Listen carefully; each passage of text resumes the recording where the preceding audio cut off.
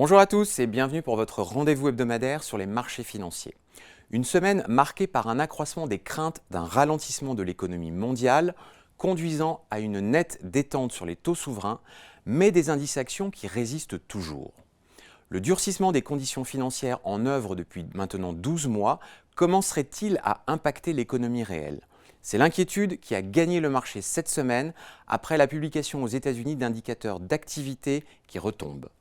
L'ISM manufacturier, comme dans de nombreux pays, reste en zone de contraction pour le 5e mois consécutif, un niveau cohérent avec des phases de récession par le passé. Les composantes nouvelles commandes et emplois s'affichent désormais toutes deux nettement en territoire de contraction. Autre mauvaise nouvelle pour la croissance, les dépenses de construction s'effritent plus nettement dans le segment de la construction résidentielle.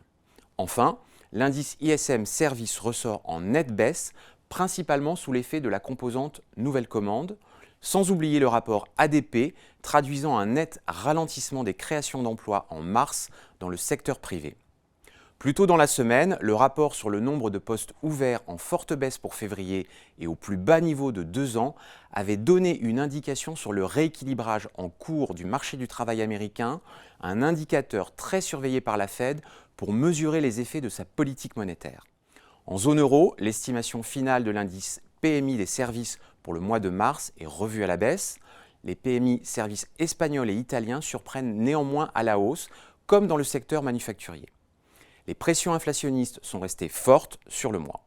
À noter que l'écart entre le PMI service et l'indice manufacturier de la zone euro se situe désormais au plus haut de ces 15 dernières années. Quelques bonnes nouvelles en Chine, avec l'indice d'activité des services en forte progression pour mars, toujours aidé par la reprise post-Covid, mais le secteur industriel reste pénalisé par la faiblesse de l'investissement et de la demande mondiale.